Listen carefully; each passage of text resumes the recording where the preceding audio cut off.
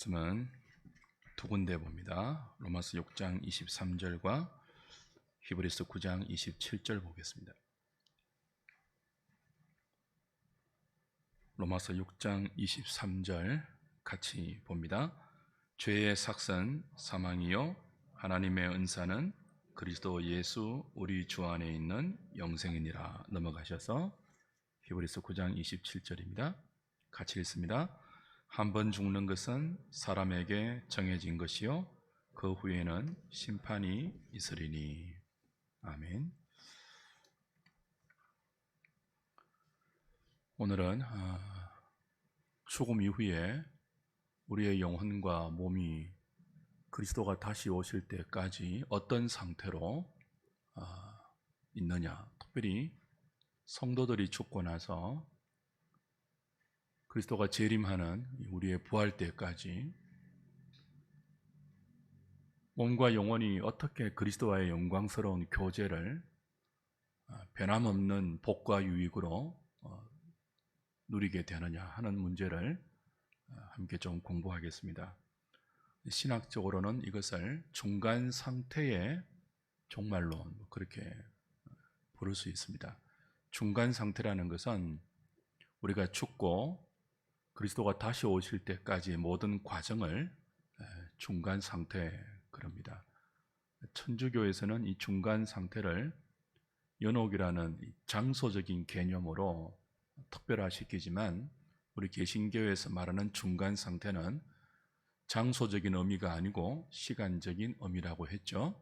개인의 죽음 이후에 그리스도가 다시 오시는 역사의 종말까지 우리 영혼과 육신의 상태를 다루는 것이 중간 상태입니다.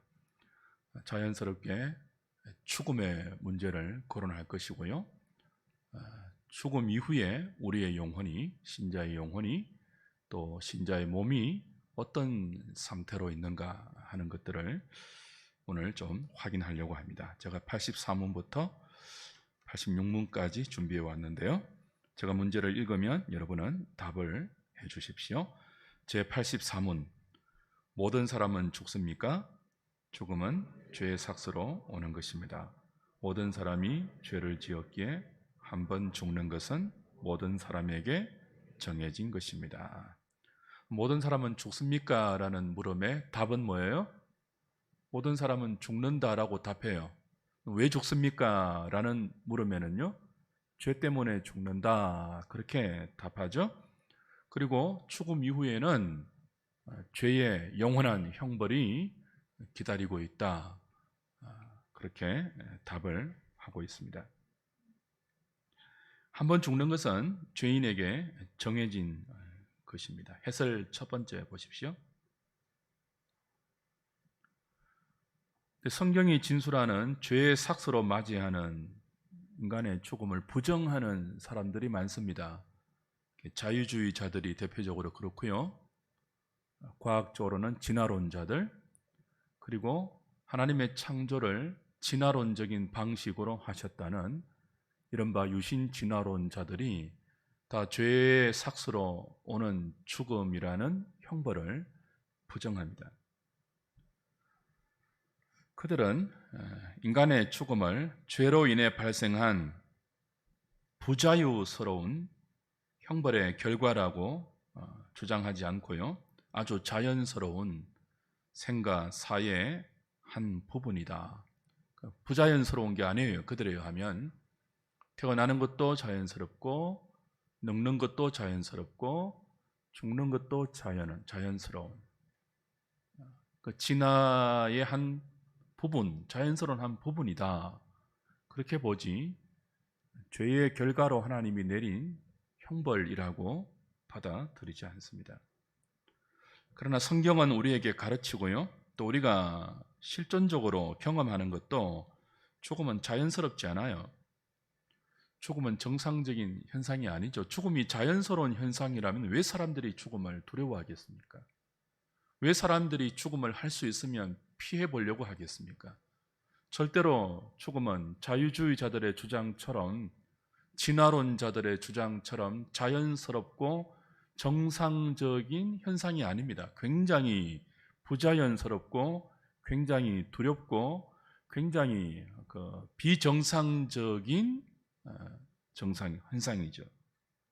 무엇보다 하나님은 인간을 하나님의 형상으로 창조하실 때 죽을 존재로 창조하지 않았습니다. 보시기에 심히 좋은 영생을 향하는 죽을 존재가 아니라 영원한 하나님의 생명을 분깃으로 누리는 존재로 창조하셨습니다. 죽지 않을 존재, 영생할 수 있는 존재, 그렇게 우리를 지으셨죠. 이런 우리에게 죽음이 찾아온 것은 죄 때문이라고 성경은 분명히 설명하고 있습니다. 죽음은 죄의 삭시고 죄에 대한 하나님의 형벌입니다. 두 번째 보십시오. 죽음이라고 할 때 성경은 세 가지로 죽음을, 사망을 구분합니다. 첫 번째는 죄를 지은 즉시 찾아온 영적 사망이 있죠. 그 영적 사망은 하나님과 인생의 분리입니다. 하나님과의 단절입니다.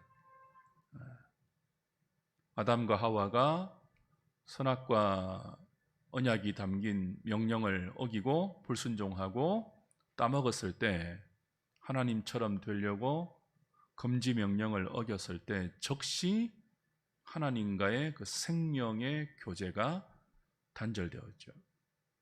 그래서 그 동산 중앙에 있는 생명을 아는 나무에 근접하지 못하도록 쫓겨나지 않습니까? 그게 영적 사망이에요. 하나님과의 분리. 두 번째는요, 육체의 죽음이 있는데요, 육적인 죽음이죠. 이것은 영혼과 육체의 분리를 의미합니다.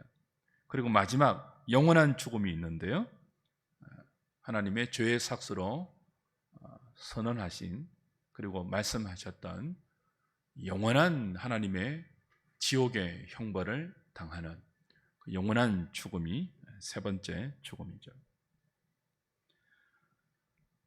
그 모든 죄인은 태어날 때부터 본질상 진노의 자녀로 태어나지 않습니까? 허물과 죄로 죽은 상태, 이게 영적 사망의 상태거든요.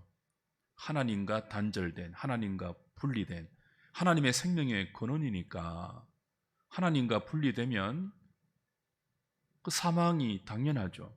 그래서 모든 아담의 후손들은 모태에서 잉태될 때부터 죄인으로 잉태되고요, 응애하고 어린아이로 태어날 때부터 허물과 죄로 죽은 상태, 영적 사망의 상태로 태어나서 육적 사망을 기다리는, 육적 사망 이후에는 영원한 사망을 맞이해야 하는 그런 끔찍한 상태로 태어납니다. 그래서 어린아이에게도 무엇이 필요하다고요? 하나님의 구원이 필요해요. 하나님의 은혜로 죄인들에게 이루어지는 택한 자의 구원이 우리 모두에게 필요한 거죠. 자유주의자들, 인본주의자들은 태어날 때 깨끗한 도화지로 태어난다고 하죠. 어린아이들이 백지와 같은 깨끗한 도화지로 태어나서 그 주변의 환경과 교육의 그 효과에 따라서 악인이 될 수도 있고 선인이 될 수도 있다. 그게 자유주의자들, 원죄를 부정하는 펠라기우스주의자들의 주장이에요. 그 현대 교육학, 현대 심리학, 현대 상담학, 모든 현대 학문의 기저에는 성경이 말하는 이런 인간론이 아니라 소위 말하는 인본주의자들이, 자유주의자들이 주장하는 인간은 중립적이다, 죄인이 아니다. 그래서 환경을 잘 조성하고 교육을 잘하면 얼마든지 스스로의 능력과 스스로의 지혜로 어렵게 선인으로 살 수 있고 구원에 도달할 수 있다. 그런 이론이 지구촌에 팽배하죠. 그것이 신학에도 영향을 굉장히 미치고 있어서 우리가 이런 전통적으로 교회가 우리에게 보물처럼 가르쳐준 이 교리들을 더욱더 잘 배워야 할 이유가 거기에 있습니다.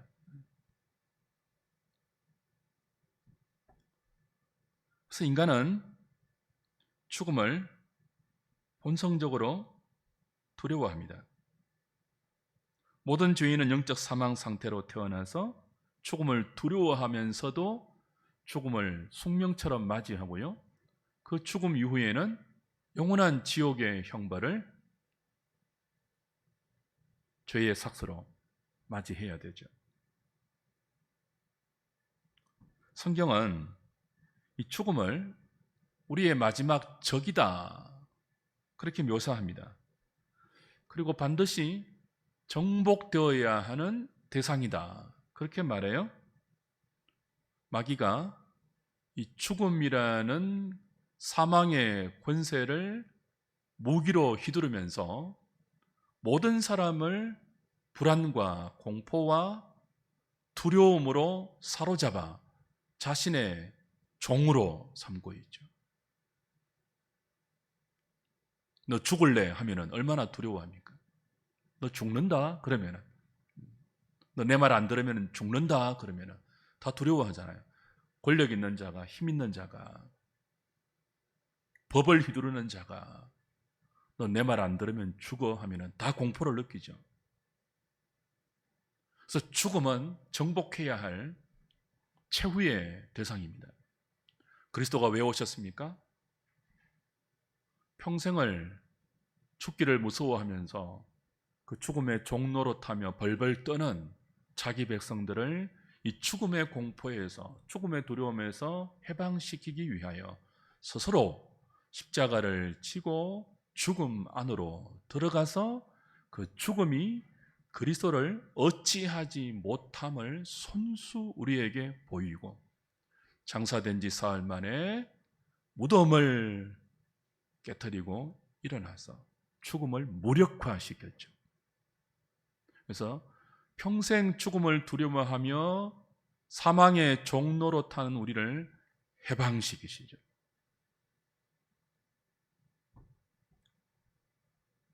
그래서 그리스도인은 근본적으로 죽음을 두려워하지 않을 수 있는 신학적인 근거를 마련해 놓고 있습니다. 그런데도 끊임없이 두려운 이유는 무엇입니까? 마귀가 자꾸 참소하기 때문에 그래요. 사자가 으르렁거리면 무섭잖아요. 호랑이가 그 눈의 광채를 바라면서 낮은 목소리로 으르렁거리면 사람들이 다 얼어붙는데요. 그 호랑이의 위험 앞에서. 근데 호랑이가 묶여 있다고 생각해 보세요. 절대로 풀려나지 못하는 철장에 묶여 있다고 생각해 보세요. 아무리 으르렁거려도 두려워할 필요 없겠죠. 달려들지 못하는데요.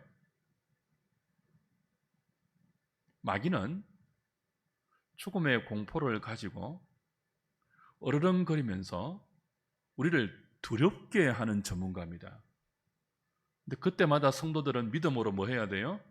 이 죽음이 나에게 달려들어서 이 죽음이 죄인들에게 몰고 가는 영원한 형벌로 나를 인도하지 않고 정반대로 죽음조차 생명의 관문이 된다는, 이 땅에서 경험하는 모든 비참과 고통을 완전히 벗어나는 자유의 진입이며 풍성한 생명의 시작임을 믿음으로 받아들여서 마귀가 순간순간 우리에게 죽음의 공포로 우리의 삶을, 말씀을 따르지 못하도록 위협할 때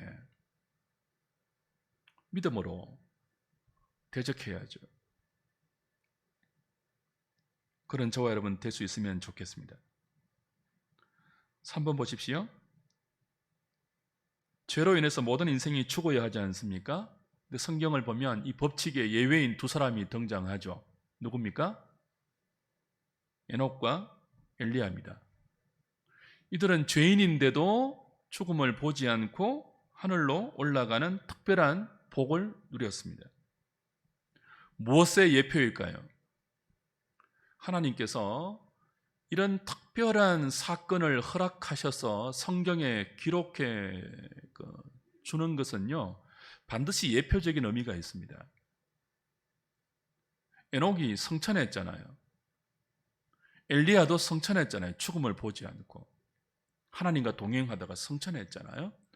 그건 장차 그리스도가 다시 오실 때 이 땅에 살아남아 있는 신자의 종국을 보여주는 선명한 그림이에요. 주님 다시 오실 때까지 이 땅에서 믿음의 삶을 살도록 허락받은 사람들, 그래서 살아있는 동안 주님의 재림을 맛보는 사람들은요, 살아서 주님의 재림을 맞이하는 사람은 그 즉시 뭐예요? 에녹처럼 주님이 재림하시는 그 순간 역사의 종국 아닙니까? 그 즉시 에녹처럼, 엘리야처럼, 부활하신 그리스도처럼 몸이 변화하여 올라가죠. 휴거는요, 세대주의 종말론자들의 소설 같은 그림이 아니고요, 에녹이 휴거하고 엘리야가 휴거한 것은 지상의 천년왕국을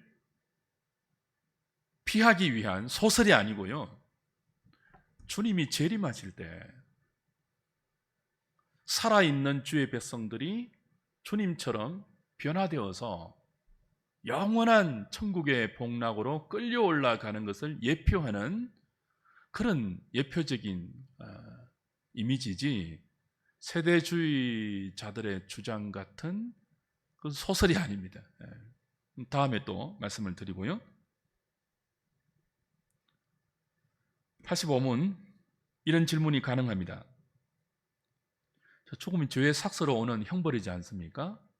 그럼 죄를 해결한 신자들은 죽지 않고 바로 천국의 복락으로 옮겨질 수 있잖아요. 누구처럼요?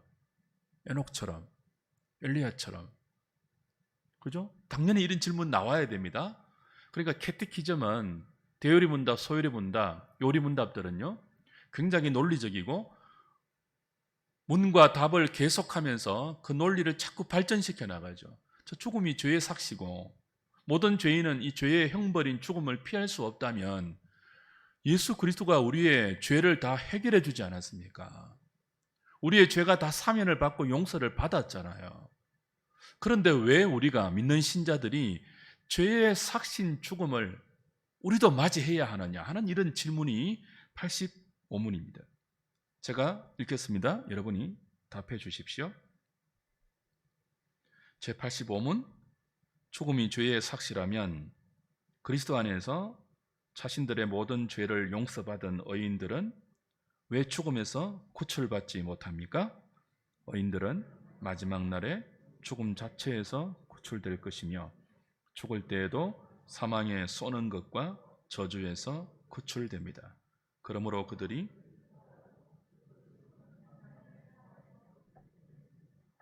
하나님은 죽음을 통하여 의인들을 죄와 비참에서 완전하게 해방시켜 주시며 그들이 그 후에 들어가는 영광 중에서 그리스도와 더불어 한층 더 깊은 교제를 갖게 해 주십니다. 해설 1번입니다. 죽음이 죄의 삭과 형벌이며 그리스도가 자기 백성을 죄와 죄의 형벌에서 건지신 구원을 이루셨다면 왜 모든 죄를 용서받은 신자들도 죽어야 합니까? 라는 질문이 가능하죠. 그러니까 이러면 좋잖아요. 우리도 에녹처럼, 우리도 엘리야처럼 이 땅에 하나님이 허락하신 믿음의 삶을 다 살고 하나님이 오라 하실 때 죽음이라는 관문을 통과하지 않고 우리도 바로 올라가면 좋잖아요. 그러면은 평생 죽음의 공포에 시달릴 이유가 없잖아요. 그죠? 근데 왜 그렇게 해주지 않고 모든 신자들도 불신자와 마찬가지인 죄의 삭스로 맞이하는 죽음이라는 관문을 우리도 예외 없이 통과하냐는 말이죠. 그럼 신자에게 죽음이 죄의 삭시 아니라면 신자에게 육체의 죽음은 어떤 의미입니까?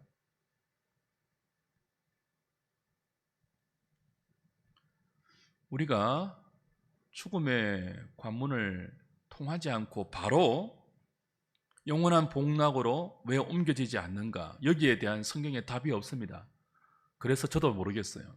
성경에 답이 없으니까. 그건 알 수 없죠, 우리가. 왜 우리에게 엘리야처럼, 에녹처럼 그렇게 하지 않으시는지 알 수가 없어요.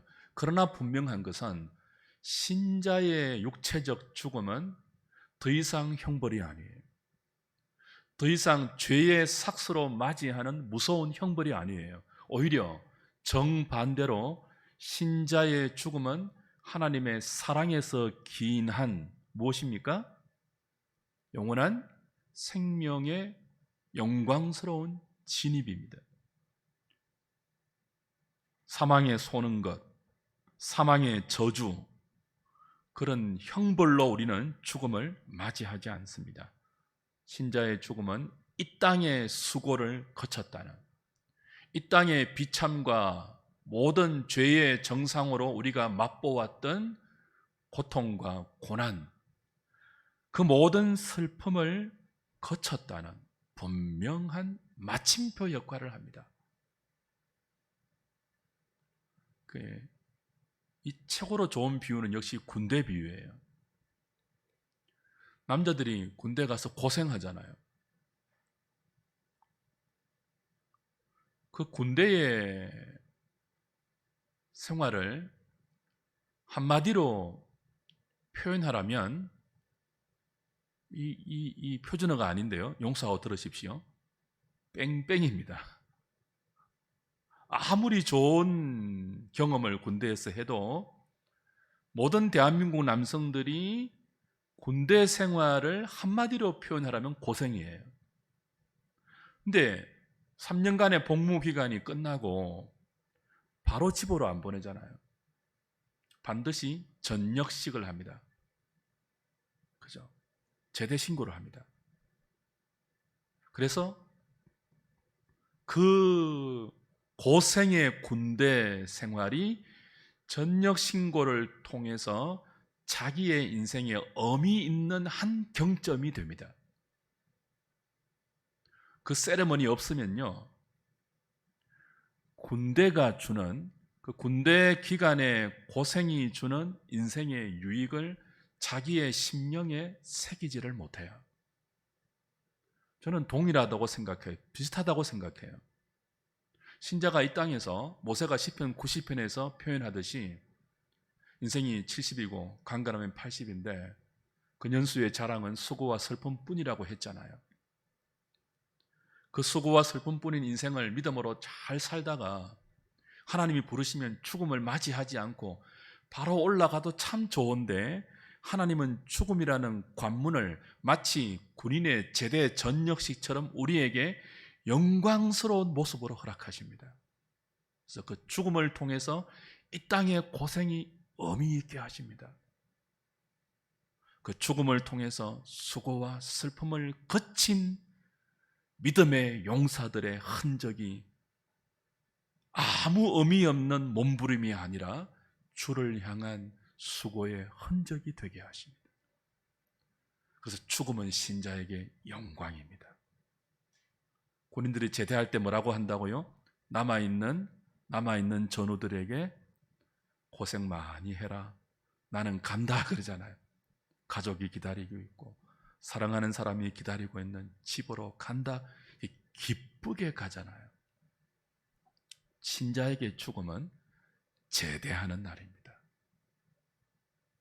기쁨의 날입니다.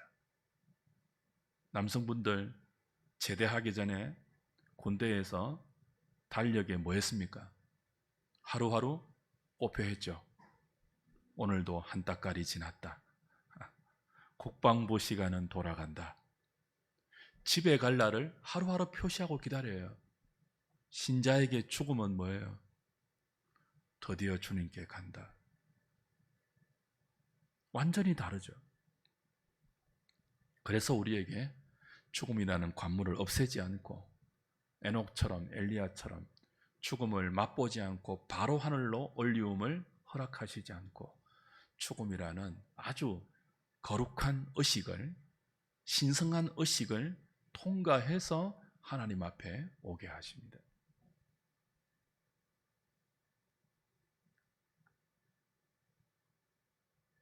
2번 보십시오. 신자의 죽음은 하나님의 사랑에서 비롯됩니다. 하나님은 성도의 죽음을 통하여 그의 영혼을 죄와 비참으로부터 해방시켜 천국의 평안과 안식이라는 완전한 환경으로 이주시킵니다. 특별한 부르심으로 중생하여 믿음으로 어렵다함을 받고 하나님의 양자가 되어 거룩하게 변화되어 가는 과정에 있다 해도 이 땅에 사는 한 신자의 모든 삶에는 죄와 고통이 존재합니다. 그래서 우리는 이 땅에 사는 한 완전한 행복을, 완전한 안식을 누리지 못합니다. 그 완전한 행복을 소망할 뿐이죠. 완전한 안식을 소망하죠. 성도의 죽음은 그 완전한 안식을 소망하면서 이 땅에 고통하며 수고하며 믿음의 경주를 하는, 때로 눈물을 흘리고 때로 슬퍼했던 우리의 모든 눈물을 거두시는 복된 순간입니다. 그리고 그 눈물 대신 즉시 그리스도의 나라로 인도하는 하나님의 사랑이 성도의 죽음입니다. 너무 다르죠? 불신자의 죽음은요, 죄의 삭스러우는 무서운 형벌의 시작이죠. 성도의 죽음은요, 눈물을 거두시고 그리스도의 나라로 인도하는 하나님의 사랑입니다. 그래서 그 사랑을 극대화하기 위해서 죽음을 맛보지 않고 바로 하늘로 우리를 데려가지 않고 죽음을 통해서 하나님의 사랑을 우리에게 다시 확인시키죠.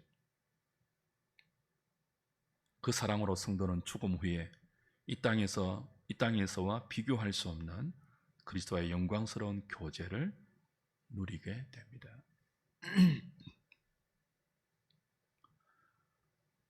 86문은 죽음 이후에 신자들이 부활할 때까지 그리스도와 나누는 영광의 교제가 무엇인가를 다루고 있습니다. 제가 물음을 읽겠습니다. 제86문, 무형교회의 지체들이 죽음 직후의 영광 중에서 그리스도와 나누는 교제는 무엇입니까? 무형교회의 지체들이 죽음 직후의 영광 중에서 그리스도와 나누는 교제는 다음과 같습니다. 그들의 영혼은 그때 완전히 거룩하게 되어 가장 높은 하늘로 받아들여집니다. 거기서 그들은 빛과 영광 중에 하나님의 얼굴을 보며 자신들의 몸이 완전히 구속되기를 기다립니다. 그들의 몸은 죽음 가운데서도 그리스도와 계속해서 연합되어 있고 마지막 날에 그들의 몸이 자신들의 영혼과 다시 연합할 때까지 무덤 안에서 마치 잠자듯 쉽니다. 그러나 악인들의 영혼은 죽을 때에 지옥에 던져지고 거기서 고통과 깊은 흑암에 머물러 있게 됩니다. 그리고 그들의 몸은 부활과 심판의 날까지 감옥에 갇힌 것처럼 무덤에 갇혀 있게 됩니다.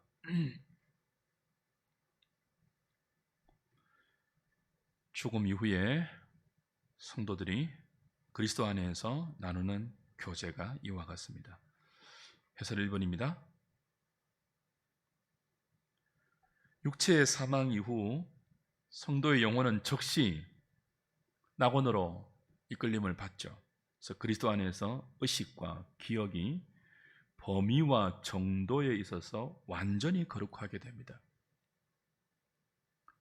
죽음 이후에 우리의 영혼은 완전히 거룩하게 되어요. 그 기억과 의식의 수준과 범위가 말이에요. 명료해지고 하나님과의 영원한 교제에 어떤 단절과 방해도 느끼지 못하는, 죄의 어떤 유혹도 느끼지 못하는 그 완전한 거룩을 우리의 영혼이 죽음 이후에 은혜 가운데 맛보게 됩니다. 신자의 영혼은 죽음 이후에 가장 높은 하늘에 영접을 받죠. 그리고 그곳에서 빛과 영광 중에 계신 하나님의 얼굴을 바라보며 하나님이 허락하시는 영원한 복락을 영혼으로 누리게 됩니다. 몸은요, 육체의 죽음이 영혼과 육신의 분리라고 했잖아요. 그래서 죽음으로 영혼과 육신이 분리되면 신자의 영혼은 즉시 어디로 간다고요? 낙원으로 가요. 거지 나사로처럼, 그죠? 낙원으로 가요. 거기서 그 영혼의 의식과 기억과 영혼의 모든 수준이 완전하게 영화되어서 빛과 영광 중에 계신 하나님과 복락을 누리며 그분을 아련하고 그분과 함께 영원히 거하게 되죠. 몸은요, 땅에 묻히죠. 오늘 장례식장에 갔다 왔는데요, 땅에 묻히죠. 화형되어서 재가 되기도 하고요. 뭐 여러 가지 형태로 흙으로 돌아갑니다. 흙으로 지음받은 육체니까 흙으로 돌아가요. 근데 신자의 육체는요, 죽음 이후에 영혼과 분리되어도 무엇과는 분리되지 않습니까? 그리스도와는 분리되지 않습니다. 성령께서 그리스도가 이루신 택자의 구원을 자기 백성 한 사람 한 사람에게 적용시킬 때 가장 먼저 하신 일이 유효한 부르심으로 그들을 거듭나게 하시지 않습니까? 그때 어떤 일이 일어난다고 했습니까? 신비한 그리스도와의 연합이 성령으로 말미암아 일어난다고 했죠. 그 신자가 누리는 가장 큰 복 중에 하나가 주님과의 연합이에요. 이 연합은 떼어집니까? 떼어지지 않습니까? 떼어지지 않기 때문에 우리의 구원이 안전하고 확보됩니다. 지금도 우리가 영적으로 그리스도와 신비하게 연합되어 있지 않습니까? 우리가 잘못한다거나 믿음이 떨어진다거나 또 우리가 하나님이 기뻐하지 않는 삶을 산다고 그리스도와의 연합이 떨어질까요? 그렇지 않습니다. 성도의 견인할 때 배웠잖아요. 이것은 죽음 이후에도 영원히 적용됩니다. 어디에도요? 우리의 육신에도요. 비록 썩어가도. 화장장에서 우리의 육신이 불로, 고열로 태워져도 그 육신이 그리스도와 연합된 상태에서 변하거나 그리고 그 연합이 썩어짐으로 죽음으로 말미암아 분리되지 않습니다. 그래서 성경은 이 신자의 죽음을 그리스도 안에서 잠잔다 그랬잖아요. 영혼은 이미 뭐예요? 낙원에서 하나님과 복락을 누리지만 그 잠잔다는 표현은 육신을 말하는 거예요. 땅에 묻혀서 썩어가도 그 눈에 보이는 썩음이 전부가 아니라 그 썩음이 썩지 않음을 입을 때까지 그 모든 중간 상태에서 신자의 육신은 그리스도와 연합된 상태로 마치 잠자듯 다시 영혼과 연합되어 영원한 복락을 누릴 때를 기다리고 있습니다.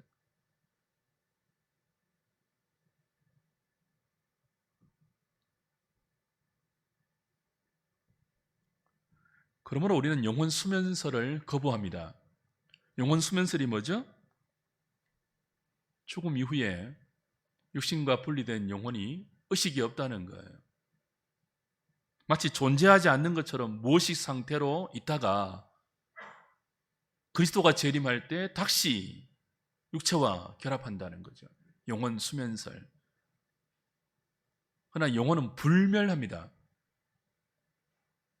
하나님의 보호 가운데 우리의 영혼은 불멸합니다. 수면하지 않습니다. 수면은 우리의 육신이 뭐예요? 영혼과 다시 결합할 때까지 그리스도 안에서 쉰다는 면에서 잠잔다 그렇게 표현하지 영혼은 수면하지 않습니다. 두 번째 보십시오. 해설 두 번째 같이 읽을까요? 시작. 죽음 이후 신자의 영혼이 완전히 거룩한 상태이기는 해도 아직 최고 지복의 상태는 아닙니다. 육신과 분리되어 있기 때문입니다. 최고의 지복을 누리기 위해서는 육체와 영혼이 다시 결합되어 완전한 몸과 영혼을 이루는 마지막 날을 기다려야 합니다. 그러므로 성경은 천국에 있는 신자의 영혼이 부활을 기다리고 있다고 말합니다. 영혼만 부활을 기다리는 것이 아닙니다. 몸도 부활의 상태까지 계속 그리스도와 연합되어 마치 잠자듯이 쉼을 누리면서 마지막 날을 기다립니다. 중간 상태에 있는 신자의 영혼과 육신은 이렇다는 거죠. 세 번째입니다. 방금 했던 내용인데요. 죽음이 그리스도와 연합된 성도의 복된 상태를 갈라놓지 못합니다. 성도는 죽음 이후 영혼만 아니라 땅에 묻혀 썩어가는 몸도 계속 그리스도와 연합되어 있습니다. 그리스도는 한 번 연합한 신자의 육신을 버리지 않습니다. 그러므로 신자의 육신은 그리스도 안에서 잠자듯 쉼을 누리는 것이지 완전히 죽거나 썩어 없어지지 않습니다. 신자의 육신은 썩어도 여전히 그리스도와 연합하여 부활의 날을 기다리고 있습니다. 그러나 악인들의 영혼은 죽을 때 지옥으로 던져지고 거기서 고통과 깊은 흑암에 머물러 있게 됩니다. 악인들의 영혼이 죽음 직후 지옥에서 고통을 본다면 그들의 몸은요, 감옥에 갇힌 것처럼 무덤에 갇혀 부활하여 최후의 심판을 받을 날을 기다립니다.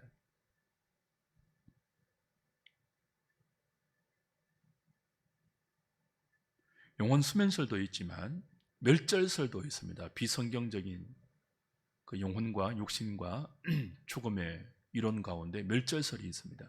주로 서구인들이 이걸 주장하고 믿는데요. 그 유명한 존 스토트가 이 멸절설을 한때 믿었다고 해서 논란이 많았죠. 그러니까 서구인들의 개념 가운데는 사랑의 하나님과 부합되지 않는 벌 주는 하나님, 그 벌도 일정 기간이 아니라 지옥에서 영원토록 주는 하나님에 대해서 굉장히 수납하기를 힘들어하는 경향이 서구인들에게 있습니다. 어떻게 사랑의 하나님이 영원한 지옥을, 슬피 울며 이를 간다는 지옥을 영원토록 허락하실 수가 있느냐? 사랑의 속성을 가진 하나님이 그럴 수 있느냐라는 이제 질문에서 사변적이고 철학적인 질문이죠. 내린 결론이 뭐예요? 멸절된다는 거예요, 영혼이. 사랑의 하나님의 사랑에 기인해서 어느 정도 기간이 지나면 멸절된다는 거예요. 그러면 예수 믿을 필요 있습니까? 그런 성경적이지 않는 여러 가지 이론이 있다는 것만 기억해 두시면 되겠습니다. 그래서 네 번째 보면요,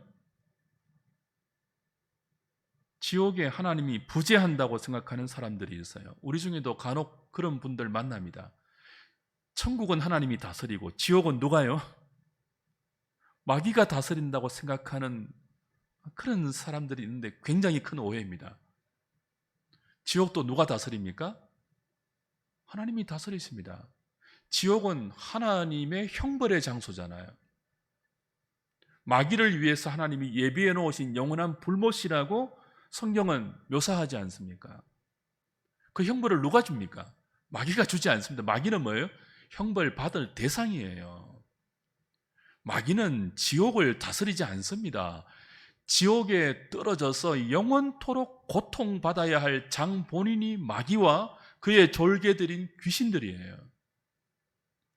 그리고 거기에 누가 함께 갑니까? 마귀의 종노릇 했던 사람들. 마귀의 말을 듣고 하나님을 배반하고 하나님을 거절하고 자기 마음대로 살았던 죄인들이, 악인들이 마귀와 더불어 영원한 지옥에 가죠. 그 지옥을 누가 다스린다고요? 하나님이 다스리십니다. 하나님은 천국도 주인이시고 지옥도 주인이십니다. 단지 그 지옥에서 악인들은 하나님의 자비의 한 방울도 경험하지 못하죠. 하나님의 은혜의 한 묶음도 경험하지 못하고 영원한 하나님의 진노와 형벌과 무서움만 거기서 경험하죠. 그래서 지옥 가면 안 됩니다. 그래서 지옥 가지 않는 것만으로 우리는 넉넉히 감사할 수 있습니다.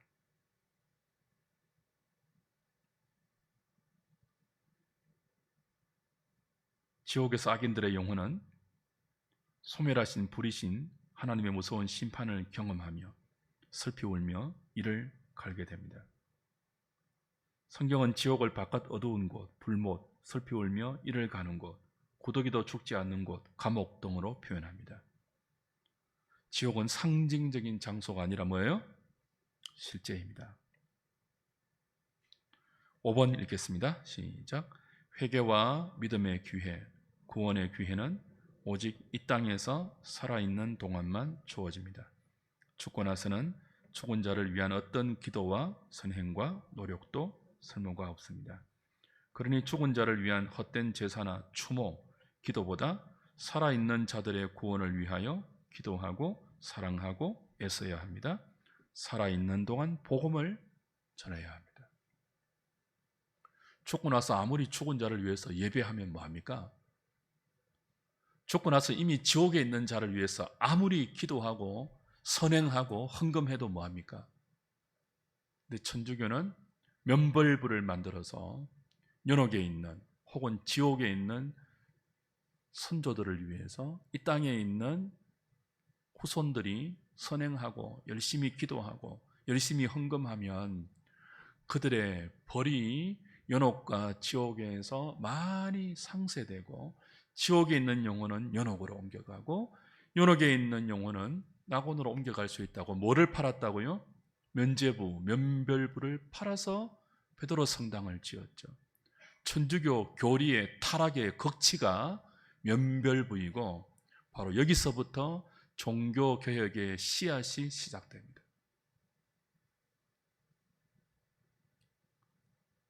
죽고 나서 무슨 일을 해도 소용이 없어요. 누가복음 16장 보세요. 거지와 나사로의 비유에서 부자가, 지옥과 있는 부자가 나사로를 통해서 물 한 방울이 허락되지 않으니까 마지막에 아브라함에게 무엇을 청원해요? 한 번만 나를 살려보내 주셔서 내 가족에게 지옥이 있다고 말할 수 있도록 허락해 달라고 합니다. 그때 하나님이 어떻게 거부하죠? 뭐라고 거부하죠? 살아있을 동안에 선지자를 통해서, 구약 성경을 통해서 살아있는 동안에 지옥을 믿지 못하면, 살아있는 동안에 주의 백성들을 통해서 전하는 복음을 통해서 천국과 지옥을 믿지 못하면 죽은 자가 살아나와서, 그렇죠? 지옥이 있다, 천국이 있다 말해도 그 영혼이 참된 믿음을 갖지 못한다고 하셨습니다. 그러니 여러분, 지옥 갔다 온 사람 간정, 천국 갔다가 온 사람 간정 좋아하지 마세요. 그거 다 거짓말들입니다. 갔다가 오지 못해요. 내가 본 천국 펄시 콜레 있었죠. 사기로 다 밝혀지지 않았습니까? 100% 순수한 거짓말이었거든요. 하나님께서 완전한 계시로, 구원을 위한 완전한 계시로 성경을 우리에게 허락하셨습니다. 그 계시가 부족해서 사람들이 이 계시 보고 믿지 못하니까 천국 갔다 온 사람 보내고 지옥 갔다 온 사람 보내서 천국 이렇게 좋습니다, 예수 믿으세요. 지옥 이렇게 무섭습니다, 예수 믿으세요. 그렇게 해서 믿도록 하지 않고요, 성령의 영감으로 주신 특별 계신 성경을 통해서만 복음을 우리에게 허락하시고 교회에게 이 복음을 맡기셔서, 이게 천국 열쇠 아닙니까? 맡기셔서 복음을 전파하게 하는 방식으로, 성경 말씀을 전파하게 하는 방식으로 자기 백성을 구원하시지, 천국 갔다 온 사람, 지옥 갔다 온 사람 만들어가지고 그렇게 하지 않는다는 거예요. 그러니 살아있는 동안에 가족을 위해서, 불신 가족이 있다면, 불신 친척이 있다면, 사랑하는 불신 친구가 있다면 부지런히 그들을 위해서 기도하고 복음을 전하고 선행을 베풀어서 하나님께서 그들에게 구원의 은총을 허락해 달라고 우리의 전도의 사명을 다해야 되겠죠. 오늘 공부는 여기서 마치겠습니다.